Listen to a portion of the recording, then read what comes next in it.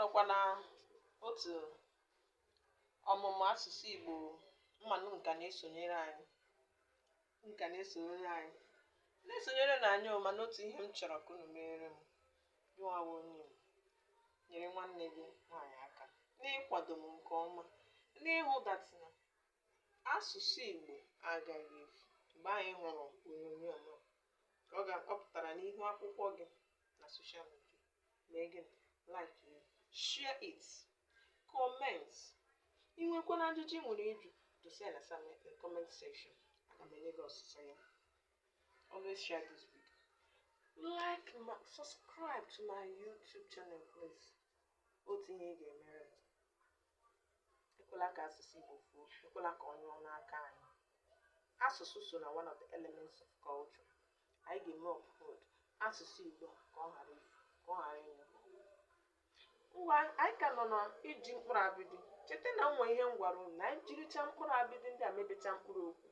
Ihe ọzọ anyị ga-emebe bụ gịnị? Ijisi mkpụrụ okwu ndị ahụ anyị mebere wee mebee ahịrịokwu bụ nke ndị oyibo na-akpọ sentence. Anyị ga-eme ya ọ fọrọ obere anyị ejiri mkpụrụ abịdị ndị a mebecha mkpụrụ okwu. Ngwa ka anyị lee anya anyị emeela ejila mkpụrụ abịdị mebe mkpụrụ okwu n'ụbọchị nkịta. Anyị nọ na mkpụrụ abịdị bụ nke ndị oyibo na-akpọ leta P.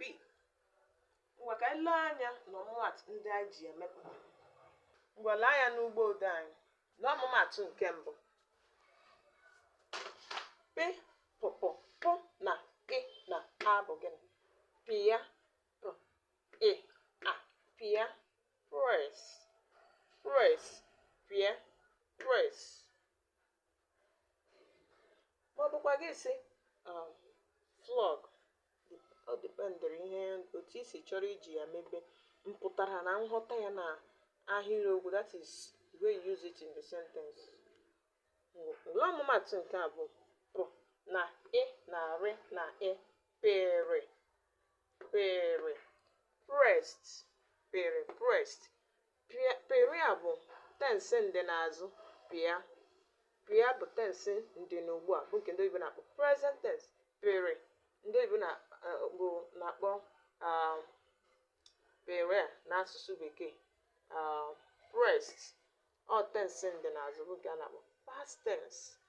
Walee ọmụmatụ nke atọ anyị nwere. Pụ na ọ na ọ bụ gịnị? Pụọ leave. Walee ọmụmatụ nke anọ.